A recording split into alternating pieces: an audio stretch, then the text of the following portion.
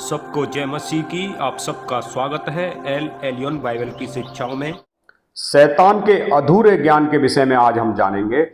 प्रभु यीशु मसीह हमें कहते हैं कि सर्प के नाई होशियार और कबूतर के नाई भोले बनो। तो यहां उसकी चालाकी को और उसकी होशियारी को हम देख सकते हैं। लेकिन सर्प ने क्या काम किया है कि उसने धोखा दिया और बहकाया। लेकिन प्रभु यीशु मसीह कहते हैं कि आपको भोले रहना है, किसकी तरह, कबूतर की नहीं, किसी का नुकसान नहीं पहुंचाना है। लेकिन उसकी जो रणनीति है, शैतान की जो रणनीति है, वो एक बहुत ही अच्छी रणनीति है और वो एक बहुत अच्छा योजनाकार है। देखो उसने किस तरीके से हव्वा के पास आया, खूबसूरत तरीके से उसने हव्वा से पूछा। तो ये जो तरीका था उसका बड़ा ही अच्छा था, जो यीशु मसीह ने भी उसकी तारीफ की है नए नियम में कि सांप की नाई चतुर और कबूतर की नाई भोले बनो। ठीक है, हम इस चीजों को जानेंगे कि शैतान ने कितना सच बोला और कितना झूठ बोला। क्योंकि आज पूरे संसार के अंदर कुछ सच और झूठ दोनों को मिला के शिक्षाएं दी जा रही हैं, जो कि वो शैतान की ओर से है। क्योंकि शैतान हमेशा कुछ सच और कुछ झूठ बोलता है। तो आज हम उस विषय पर जानेंगे कि यहां पर एक जो रहस्य है, इस रहस्य को जानेंगे कि किस तरीके से शैतान ने हव्वा को भरमाया, गुमराह किया। क्योंकि जैसा कि यहां पर लिखा हुआ है, उसको पढ़ लेते हैं और ये बड़े रहस्य की बात है और इस पे से रहस्य देखेंगे कि शैतान ने यहां पे कितना सच बोला और कितना झूठ बोला। हमारे परमेश्वर सर्वज्ञानी हैं और सर्वश्रेष्ठ हैं, वो सब कुछ जानते हैं। जो आज्ञा वो देते हैं वो हमारी भलाई के लिए देते हैं। कई बार हमारे समझ में आए ना आए, लेकिन प्रभु हमेशा हमारा भला चाहते हैं। तो शैतान का झूठ और सच आज देखेंगे।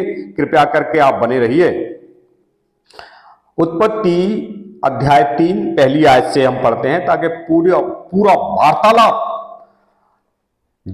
वार्तालाप है शैतान के द्वारा, स्त्री के द्वारा, वो कितना खूबसूरत है और कितना अच्छा है। इसलिए हम पहले उससे पढ़ते हैं। यहोवा परमेश्वर ने जितने बनेले पशु बनाए थे, उन सब में सर्प धूर्त था। उसने स्त्री से कहा, क्या सच है कि परमेश्वर ने कहा कि तुम इस वाटिका के किसी भी वृक्ष का फल ना खाना? देखो कितना होशियारी से, कितना योजना के साथ आया है। पहली बात, उसने आदम से बात नहीं की, सीधा स्त्री के पास आया, औरत के पास आया। क्योंकि परमेश्वर ने हव्वा को ये आज्ञा नहीं दी थी। आज्ञा किसको दी थी? आज्ञा आदम को दी थी। लेकिन वो किसके पास आया? जिसको आज्ञा नहीं दी थी। अब यहां से वो बोलता है, और स्त्री को किसने बताया? आदम ने बताया। और उसने किस तरीके से बताया, ये हम देखते हैं। तो यहां क्या होता है कि जो सर्प है, उसने स्त्री से कहा, क्या सच है कि परमेश्वर ने कहा है कि तुम इस वाटिका के किसी वृक्ष का फल ना खाना? जबकि परमेश्वर ने क्या बोला था कि आप बीच में जो वृक्ष है उसका फल नहीं खाना है। और सर्प किस तरीके से पूछ रहा है कि क्या किसी का भी फल नहीं खाना है? इस तरीके से पूछ रहा है, घुमा के, बड़ा खूबसूरत योजनाकार।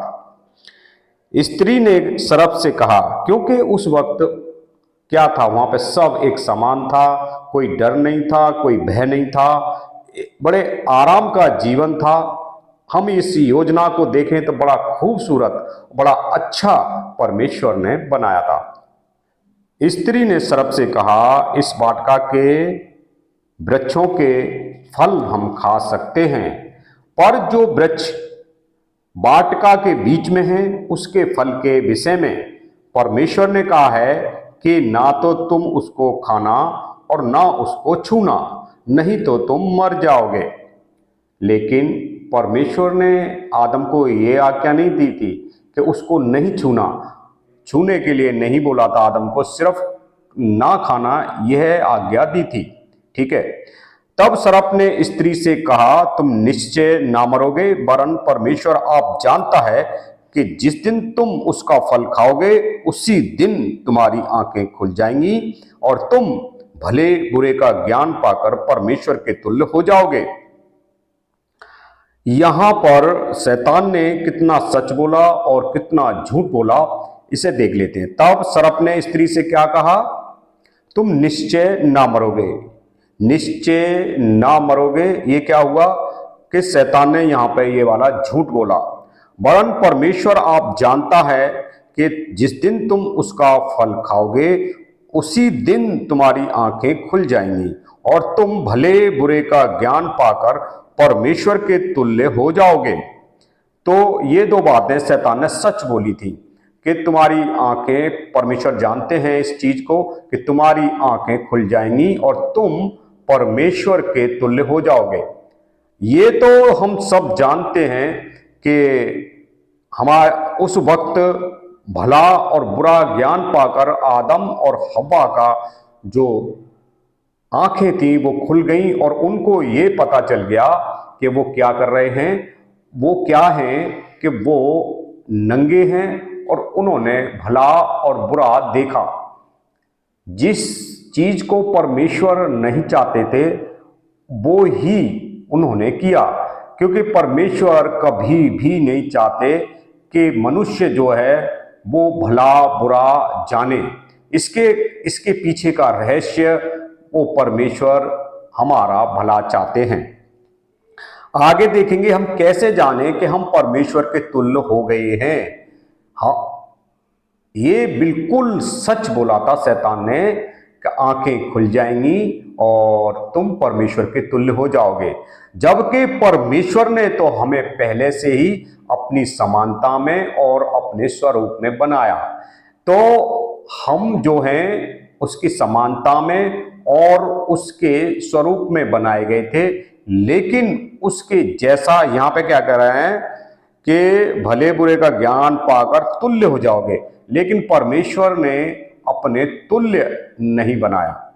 तो समानता और तुल्य ये दोनों का रहस्य है, क्योंकि मनुष्य के पास भला और बुरा ज्ञान नहीं था, तो ये ज्ञान पाकर मनुष्य परमेश्वर के तुल्य हो गया, जो कि वो आज कुछ भी कर सकता है। लेकिन इसके लिए परमेश्वर ने उपाय तुरंत कर दिया कि परमेश्वर नहीं चाहते कि मनुष्य जो है भला और बुरा करके परमेश्वर के तुल्य हो जाए, क्योंकि परमेश्वर के अंदर सिर्फ और सिर्फ भलाई है। तो मनुष्य क्या कर रहा है यहाँ पर कि उसके अंदर भला और बुरा है, तो इसलिए वो बुरा भी कर सकता है, और इसका उपाय परमेश्वर ने किया। तो हम कैसे जाने कि हम परमेश्वर के तुल्य हो गए? तो यहां पे स्वयं परमेश्वर इसकी गवाही देते हैं कि तुम भला और बुरा का फल खा के परमेश्वर के तुल्य हो गए हो। हम अध्याय 3, उत्पत्ति अध्याय 3 और आयत 22 को पढ़ेंगे, तो यहां पे इस रहस्य को पूरा तरीके से परमेश्वर ने खुद बोला है। फिर यहोवा परमेश्वर ने कहा, मनुष्य भले बुरे का ज्ञान पाकर हम में से एक के समान हो गया है, इसलिए अब ऐसा ना हो कि वे हाथ बढ़ाकर जीवन के वृक्ष का फल भी तोड़ के खा ले और सदा जीवित रहे। इसलिए यहोवा परमेश्वर ने उसको अदन की वाटिका से निकाल दिया कि वह उस भूमि पर खेती करे जिसमें से वह बनाया गया था। यहाँ पे स्वयं परमेश्वर ने कह दिया है कि ये व्यक्ति जो है, मनुष्य जो हैं, अब हम में से एक यहाँ पर क्या परमेश्वर त्रिएक में बात कर रहे थे? क्या परमेश्वर अपने स्वर्गदूतों से बातें कर रहे थे? क्योंकि परमेश्वर के स्वर्ग दूत जो हैं वो भी महिमामय हैं और वो भी अमर हैं, वो भी मरते नहीं हैं, और परमेश्वर की जो त्रिएकता है उससे भी परमेश्वर बातें कर सकते हैं, क्योंकि जैसा प्रभु अक्सर करते चले आ रहे हैं। तो परमेश्वर ने मनुष्य को अमर बनाया था, उस वक्त मिट्टी से तो बनाया था, लेकिन मरने के लिए नहीं बनाया था और दुख झेलने के लिए नहीं बनाया था, बहुत अच्छा बनाया। तो इससे भटकाने वाला अधूरे ज्ञान वाले शैतान ने और भटका दिया और उसने उस कार्य को करवा दिया जिसे परमेश्वर नहीं चाहते। और अक्सर स्वर्गदूत इसके बाद लगातार उन्हीं कार्यों को मनुष्यों को सिखाते रहे हैं जिसको परमेश्वर नहीं चाहते कि जो है उस शिक्षा को प्राप्त करें जो स्वर्गदूतों की अधूरी शिक्षा है। स्वर्गदूतों की हमेशा अधूरी शिक्षा है जिसका परिणाम भयानक होता है। स्वर्गदूतों के उस भयानक परिणाम का हमने पिछली वीडियो में देखा कि नूह के समय में कितना भयानक परिणाम हुए, जो पूरे संसार को जल प्रलय का कारण स्वर्गदूत थे। इसको हमने देखा क्योंकि पूरे संसार का डीएनए बदल गया था, और यही वो कारण थे जिनको परमेश्वर नहीं चाहते कि शैतान का अधूरा ज्ञान पूरे संसार को बर्बाद करके रहेगा।